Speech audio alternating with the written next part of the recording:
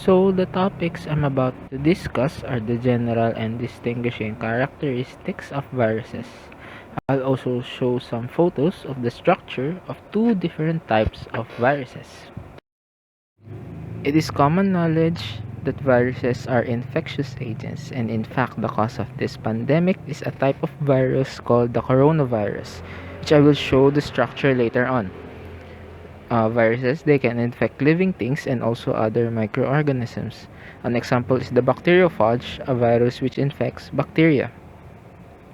They are totally dependent on their host for replication, thus getting their reputation as a strict intracellular parasite. And for it to go from one cell to another, it must reassemble itself to a complete virus, which we call virions. Virions are viral particles with either DNA or RNA encapsulated by a protein shell. We'll go deeper into virions in the next slide.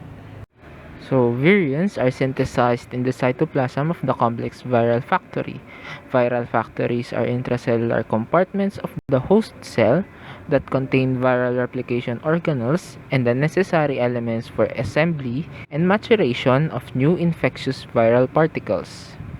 Virions bind to the surface of a specific host cell. This specificity is due to the outer protein shell called capsid, and inside this capsid are viral proteins which we call core, and the core confers infectivity. The capsids are formed from identical protein subunits called the capsomeres. As you can see in the slide, there are living and non-living characteristics of viruses. Living characteristics include their fast production rate and their ability to mutate. Non-living characteristics include acellularity, meaning they have no cytoplasm or cellular organelles. They also carry out no metabolism on their own, and they must replicate using the host cell's metabolic machinery or in the viral factory of the host cell. Also, they cannot be grown in synthetic culture media, unlike bacteria. Animal viruses are normally grown in animals, embryonated eggs, or in cell cultures wherein animal host cells are grown in a synthetic medium, and then the viruses are grown inside these host cells. So, moving on to distinguishing characteristics, number one, a unit of virus is referred to as a virus particle rather than a virus cell. They are non-cellular and very simple in structure, consisting mainly of a nucleic acid surrounded by a protein envelope called the capsid. And as I mentioned earlier, they are dependent of their hosts. They can only thrive inside suitable living cells, unlike bacteria and fungi, which can be cultivated in the laboratory on non-living matter like nutrient agar. They are also ultramicroscopic and can only be visualized under electron microscope. They do not increase in size, they can pass through filters, and they cannot have both RNA and DNA at the same time. So you can see in the slide is the structure of a bacteriophage. It has a head and a tail.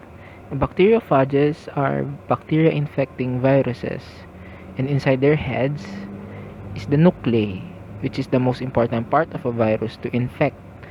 The tail attaches to the surface of the host when it infects, as you can see in the picture on the right. And you can see in this structure is an RNA virus, which is encapsulated in layers of protein. This general structure is a coronavirus. Viruses, just like with the other groups of microbes, should be classified into subgroups in order to help scientists in piecing common features that may help them better understand these microscopic and often dangerous organisms. But how do we really classify viruses? Because of the spontaneity of their existence, there are no exact and correct way to dogmatically classify viruses. However, there are four virus facets that play vital roles in identifying this group of microorganisms.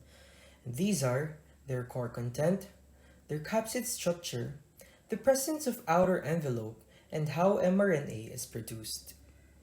We will delve to each of them deeper as we go on through the discussion. Number one is their core content. which incorporates either DNA or RNA as their genetic material. Inside the core of the virus is the genome or the total genetic content of the virus. Because the core content is primarily composed of only the genes that encode proteins that cannot be obtained from the host cell by the viruses, they tend to be smaller, which also makes it really hard for the scientists to observe them.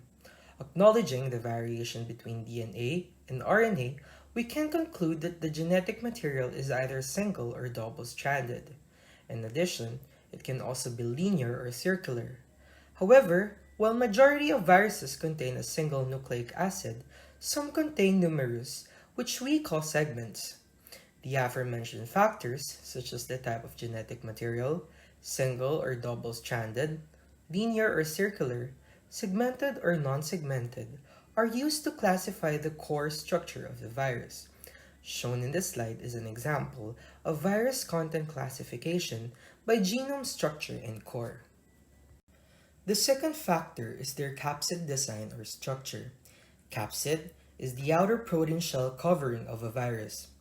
As seen in the picture, there are different structures of capsid. Primarily, isometric viruses are almost spherical. One good example is the poliovirus or herpes virus. Membranes surrounding capsids are envelope viruses, such as the zoonotic HIV virus. Apart from that, the head and tail viruses that infect bacteria contains a head that is almost synonymous to icosahedral viruses and a tail that is comparable to a filamentous virus. In other words, capsids are classified as naked icosahedral, enveloped icosahedral, envelope helical, naked helical, and complex. Also shown in the slide is a table that includes virus classification by capsid structure. The second to the last factor is connected to the former factor, which is the capsid structure, because it explains how the presence of outer envelope also plays a key part in classifying viruses. Shown in the slide are pictures of the rabies virus and variola virus, which are good examples of viruses with outer envelope protein. The final and the most recent way of classifying viruses is through answering how the mRNA is produced, or the Baltimore classification, developed by the Nobel Prize winning biologist David Baltimore in the early 1970s. This classification system is observed during the replicative cycle of the virus. Basically, viruses can contain both the double-stranded and single-stranded DNA and both the double-stranded and single-stranded RNA with a positive polarity, single-stranded RNA with a negative polarity, and two copies or diploid of single-stranded RNA and partial double-stranded DNA genomes. A genomic RNA that can serve directly as mRNA is attributed to positive polarity, while the negative polarity means that the sequence is complementary to the mRNA. Shown is the 7 groups of viruses based on their characteristic under the Baltimore classification.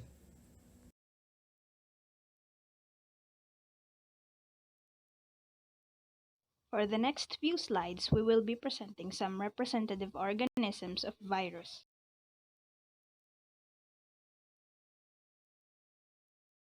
The first one is retrovirus. Retroviruses are RNA viruses that replicate via DNA intermediates. They possess an RNA-dependent DNA polymerase called reverse transcriptase, which reverse transcribes a viral RNA to form a DNA intermediate. The DNA is then inserted into the genome of the cell, so when the cell divides, it copies these and it begins to express RNA. Some of the RNA is translated into proteins which are needed to package the retrovirus, and another of those RNAs is the RNA genome that goes into those packaging materials and is excreted from the cell and goes on to infect other cells. Retroviruses are responsible for causing some forms of cancer and acquired immunodeficiency syndrome, or also called AIDS. Examples of retrovirus include human immunodeficiency virus, or HIV, which attacks cells that help the body fight infection, thus weakens the immune system. This is transmitted by contact with certain bodily fluids of a person infected with HIV, most commonly during unprotected sex. Next is human T lymphotropic virus 1 or HTLV1, which can cause a type of cancer called adult T cell leukemia or lymphoma. Much like HIV, it can also be transmitted through infected bodily fluids like blood, breast milk, and semen. Another example of retrovirus is called avian sarcoma leucosis virus or ASLV, which infects chickens that can lead to cancer. Moving on, another representative organism of virus is called pararetrovirus. Plant pararetroviruses replicate via reverse transcription much like the mammalian retrovirus. The only difference is that they do not integrate into the host genome. Rather, plant pararetroviruses accumulate as thousands of mini chromosome copies in the host cell nucleus. One example of pararetrovirus is cauliflower mosaic virus, which predominantly infects members of Brassicaceae family, such as radish, turnip, cabbage, broccoli, and cauliflower. CAMV is transmitted between host plants by more than 27 aphid species in a non-persistent and non-circulative manner. This means that after an aphid acquires the virus from an infected plant, the virus does not replicate within the insect. The virus retained in the mouth parts of the aphid can be released to initiate new infection on healthy plants during aphid feeding. CAMV can affect plant development and flower production. CAMV infected plants can also result in low seed yields. The virus can induce symptoms such as sclerosis or loss of green leaf color, mosaic observed as patches of light and dark green on leaves, and vein clearing or stunting. In addition, water stress can influence CAM virulence and transmission, wherein under well-watered conditions, viral load, virulence, and transmission rate increased, whereas under water deficit, transmission rate and virulence decreased. Another representative organism of a virus is poliovirus. Polioviruses are single-stranded RNA viruses which have a naked protein capsid with a dense central core.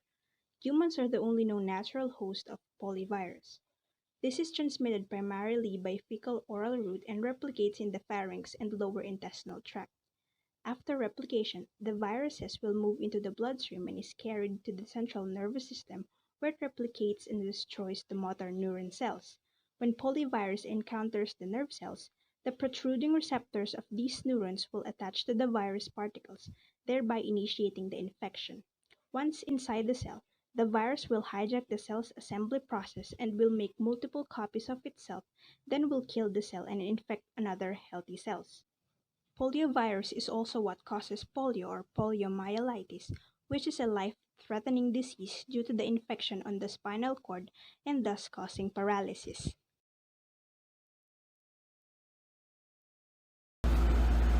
Now we will discuss some of the newly discovered viruses as well as some advances and updates about this organism.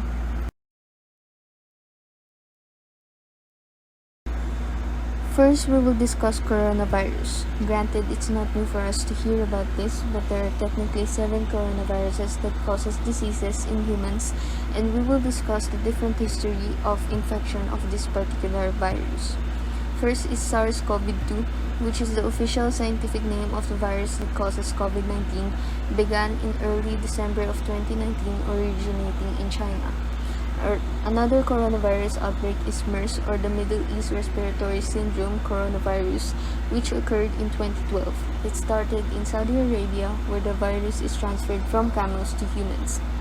Next is HCoV-NO63, which was discovered in laboratory in Netherlands in late 2003. It is the second most common coronavirus that infects humans, while HCoV-HKU1, discovered in Hong Kong laboratory, hence the name, last 2005. This is associated with febrile seizures, particularly common in children.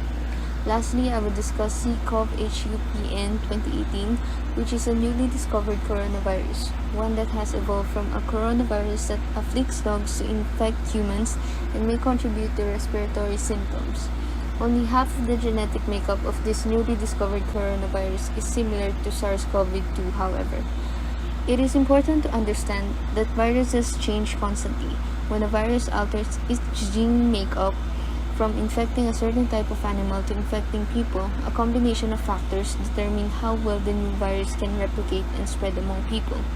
So for an animal coronavirus to infect people, the virus must first enter the human body and recognize something on the surface of the cell, then bind to those cells. However, in CoV-HUPN 2018, if the virus does not replicate once inside the person or that person's immune system fends it off, the virus would eventually die. Next, we will discuss S2L, which is a virus that infects cyanobacteria. It has no adenine in its genome. Instead, it uses a nucleotide known as diaminopurine or 2-aminoadenine or Z. A study published last April 29, 2021 shows that the use of Z by phages, those viruses that infect bacteria, is more widespread. When the S2L virus was sequenced, they found a PER-A, which is a gene that encodes one of the enzymes in the adenine synthesis pathway. In 2015, they found a homologous sequence in Vibrio phages, which infects Vibrio, a genus of gram-negative bacteria. The sequence of the PER-A-like genes in the S2L and Vibrio phages were more similar to each other than to other known PER-A genes, indicating that the Vibrio phage might also use a diaminopurine in its DNA.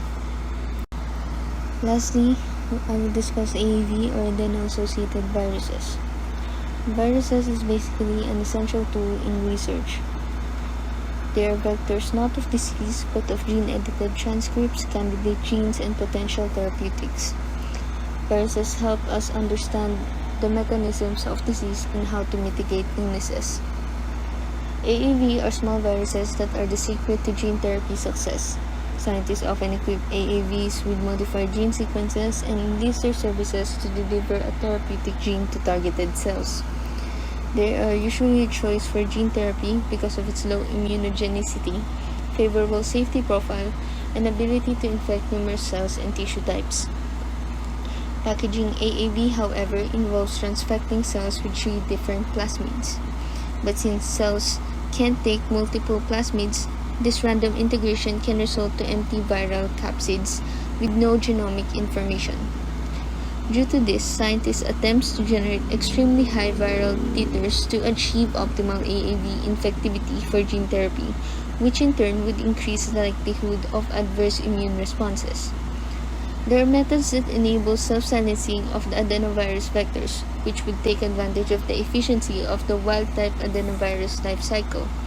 This will produce amplified titers of highly infectious AAV, at the same time preventing the second phase of the adenovirus life cycle.